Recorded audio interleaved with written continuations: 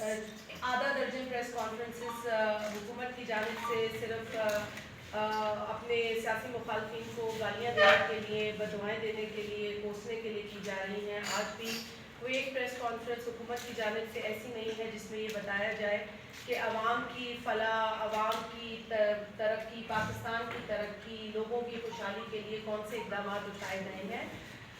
Pakistan Peoples party نے ایک عوامی مارچ جس کا آغاز کراچی سے کیا، اسلام آباد تک آیا. آپ نے دیکھا کہ اس کے اندر ہم نے تمام عوامی مسائل کو ڈسکس کیا.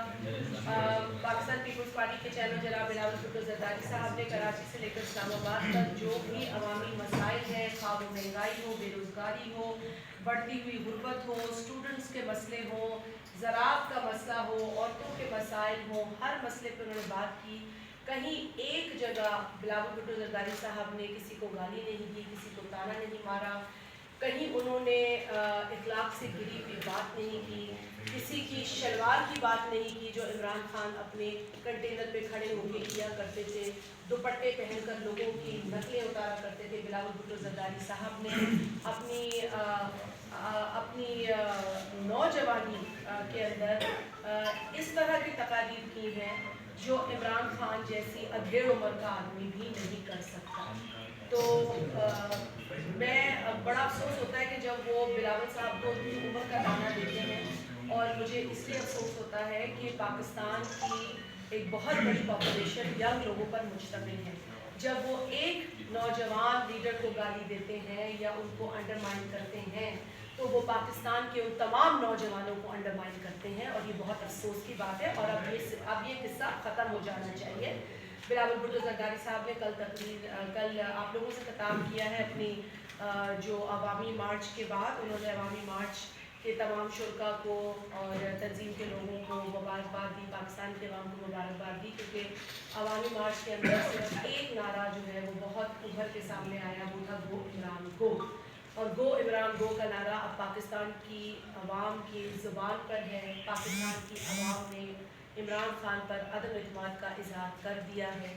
اب پاکستان کی پارلیمنٹ بھی انشاءاللہ جلد عمران خان پر عدم اعتماد کا اظہار کر دے گی. نو کانفیڈنس موشن مشترکہ اپوزیشن کی طرف سے جمع ہو گیا ہے. اسلام آباد کے اندر 10 مارچ کو تمام اپوزیشن ڈی چوک پہ جب اس ٹرک پہ کھڑے تھے تو اس بات کا تہیہ کر چکے تھے کہ اب عمران کو گھر جانا ہوگا. تو یہ اچھی بات ہے کہ جمہوری طریقے سے ہم کوشش کر رہے ہیں کہ عمران خان سے نجات حاصل کی جائے اور پاکستان کو اس مہنگائی، اس بے روزگاری، اس روز جو بڑھتی ہوئی کبھی پیٹرول کی قیمت میں اضافہ، کبھی بجلی کے بلوں میں اضافہ، کبھی کھانے پینے کی اشیاء میں اضافہ، اور اس کے بعد بے حسی کا عالم یہ ہے کہ کہتے ہیں کہ 2 نہیں تو 1 روٹی کھا لو، چینی صحت کے اچھی نہیں ہے، بہت مہنگی ہے تو چینی مت خریدو. اس طرح کے بیانات سن کر ہمیں اور دکھ ہوتا ہے. اگر یہ کہہ دیا جائے کہ جی ہمیں احساس ہے کہ مہنگائی ہے تو بھی شاید عوام جو ہے وہ صبر سے کام لے، لیکن عوام کو یہ کہہ دیا جاتا ہے کہ پاکستان سستا ترین ملک ہے. ان کی غربت کا، ان کی بے حالی کا مذاق اڑایا جاتا ہے. سفید پوش آدمی آج کسی سے ہاتھ پھیلا کر کچھ مانگ نہیں سکتا کیونکہ یہ اس کی عادت میں نہیں ہوتا. تو جس طریقے سے آج پاکستان کے اندر لوگ رہ رہے ہیں یہ وہ لوگ جانتے ہیں. وہ نوکری پیشہ، وہ مزدور، وہ کسان، وہ عورت، وہ بچہ، وہ اسٹوڈنٹ جس کی فیسیں روز بڑھا دی جاتی ہیں لیکن ماں باپ کی تنخواہوں میں اضافہ نہیں ہو رہا، یہ وہ لوگ جانتے ہیں. تو عمران خان جیسا بے حس آدمی نہیں جانتا جس نے کبھی اپنے بچوں کی فیس ادا نہ کی. عمران خان جیسا بے حس آدمی نہیں جانتا جس کو یہ پتہ نہ ہو کہ اس کے بچوں نے آج کیا کھایا یا کل کیا کھایا. اس شخص سے ہم کسی بھی ہمدردی یا کوئی انسانی جو ہے وہ ہمدردی کی توقع نہیں رکھتے ہیں. اور جس طریقے سے کل بھی بلاول بھٹو زرداری صاحب نے یقیناً ایک بھائی کی حیثیت میں، ایک بیٹی کی حیثیت میں انہوں نے چند باتیں کی ہیں اور وہ ان کا حق بنتا ہے کیونکہ صبح شام صرف آپ اگر بلاول بھٹو صاحب کے خاندان کو نشانہ بنائیں اور آپ یہ کہیں اپنی جو بھی آپ کی زبان ہے، کسی تو زبان پہ آپ کو عبور ہونا چاہیے لیکن لگتا ہے آپ کو کسی زبان پہ عبور نہیں ہے کیونکہ بندوق کی نشست ہم نے تو خیر بندوق کی نشست سمجھانے کی کوشش کی کہ ان کو، لیکن جو شخص پاکستان کا وزیر اعظم بن کر पाकिस्तान के वज़ीर आज़म का जो ओथ है वो ही ना पढ़ सके तो उस शख्स से मैं और क्या तवक्का कर सकती हूँ। तो लिहाजा जो बातें वो कर रहे हैं बिलावल भुट्टो के ख़ानदान के बारे में, उनके वालिद साहब के बारे में, यकीनन एक बेटे को वो नागुज़ीर लगी और बुरी लगी और क्यों ना लगे किसी की भी आप इस तरीके से तौहीन करें और उनकी पगड़ी उछालें और आप सियासत नहीं करें और ज़ातियात पर आ जाए तो ये बर्दाश्त से बाहर होता है। और फिर जब उनकी बहन आसिफा भुट्टो ज़रदारी साहिबा जो ट्रक पे मौजूद थी अवामी मार्च के अंदर, जब हमने लाशें उठाई वो पंजाब से तो यकीनन हमारा ध्यान उस तरफ जाता है कि क्या ये कोई और साजिश तो नहीं थी। तो यकीनन एक भाई का, एक बेटे का हम आप ये समझने की ज़रूरत है कि क्या उनके जज्बात हो सकते हैं। वो कि उन्होंने अपनी इस पूरी अवामी मार्च के अंदर अपने उन जज्बात का इजहार नहीं किया।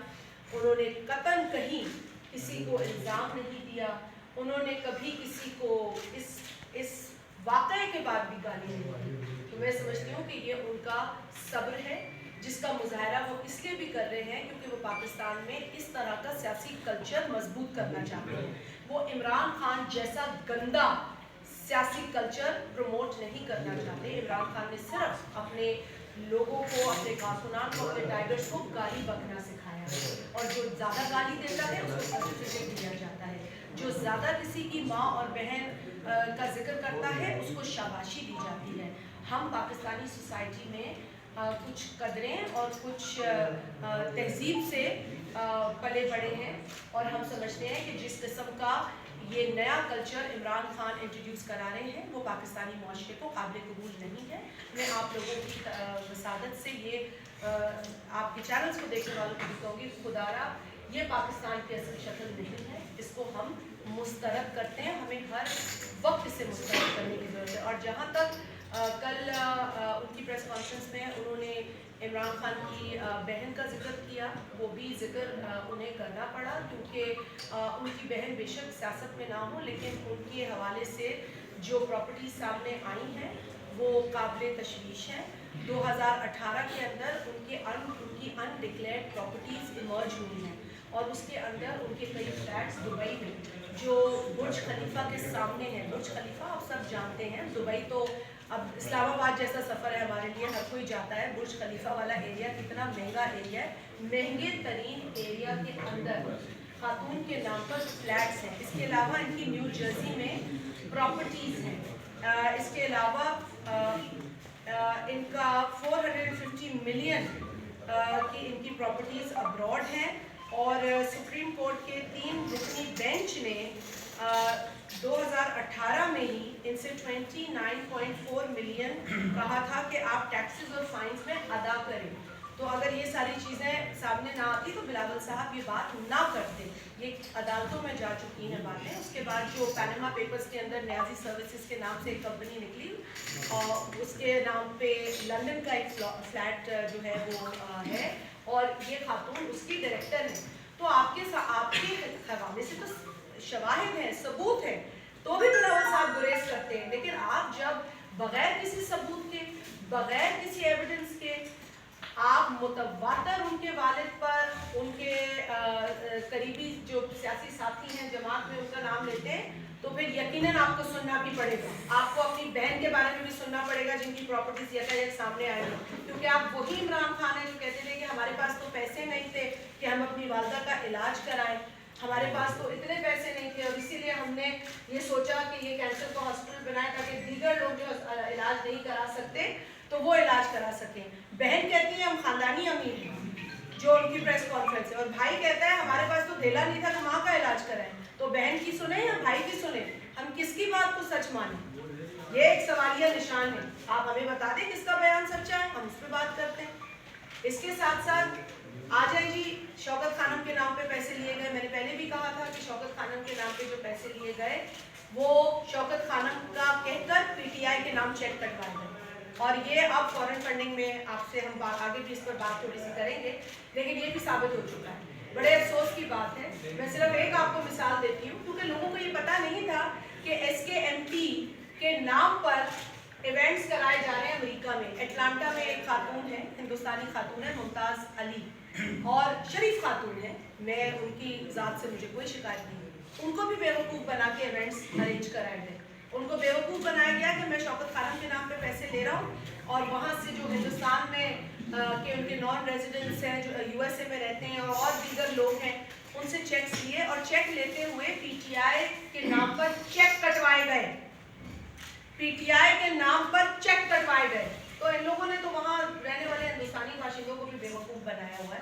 تو یہ یقیناً یہ چیزیں ہمیں پتہ ہیں, لیکن ہمارا کچھ ایک اخلاقی ہماری لائنز ہیں, ہم آگے نہیں بڑھتے. ہم کہتے ہیں جی سیاسی طور پر ہی بات کریں, لیکن اگر آپ نے کچا چٹھا سننا ہے اپنا تو ہم کچا چٹھا سنانے کے لیے تیار ہیں, اور اگر آپ مزید سننا چاہیں گے تو ہم پھر مزید تفصیلات شیئر کریں گے. میرے ساتھ میرے دوسرے ساتھی بھی بیٹھے ہیں, تو میں چاہوں گی کہ وہ بات کریں. میں ایک چیز کی صرف مذمت کرتے ہوئے آگے فیصل کوٹلی صاحب کو کہوں گی, یا آپ سے مرتضیٰ صاحب بہت اہم بات کرنا چاہ رہے ہیں. جو شیخ رشید نے اعلان کیا ہے, ہم نے سنا ہے رینجرز کی ڈپلائمنٹ کا اسمبلی کے باہر اور اندر, اور پارلیمنٹ اور ہاسپٹلس کا, ہم اس کی مذمت کرتے ہیں. ہم نہیں سمجھتے کہ اس طرح کے انتظامات سے آپ کسی کے کو خوفزدہ کر سکتے ہیں. آپ اگر نااہل ہیں تو پہلے اس کا اعتراف کریں کہ آپ نااہل ہیں, آپ نہیں سیکیورٹی پرووائڈ کر سکتے, اور اس لیے آپ نے رینجرز کا انتخاب کیا. کیونکہ اس پہ ہمارے ساتھ مشاورت نہیں, کسی جماعت کو پتہ نہیں, اور کیوں رینجرز بلائے جا رہے ہیں, کیوں یہ انوائرمنٹ کریٹ کی جا رہی ہے, ہم اس کی مذمت کرتے ہیں. اور اسپیکر صاحب سے بھی ہمیں افسوس ہے کل کے جو واقعات پارلیمنٹ لاجس میں ہوئے, جس طریقے سے اسپیکر صاحب نے وہاں اپنا کردار ادا کیا, وہ قابل افسوس ہے. ہمیں بہت تشویش ہے. اسپیکر صاحب پی ٹی آئی کے ایک رکن کی حیثیت میں کام کر رہے ہیں, وہ کسٹوڈین آف دا ہاؤس نظر نہیں آ رہے ہیں, جس پر ہمیں افسوس ہے. ہم ان کے اس رویے پر تشویش کا اظہار کرتے ہیں. مرتضیٰ آپ لے لیں, فیصل آپ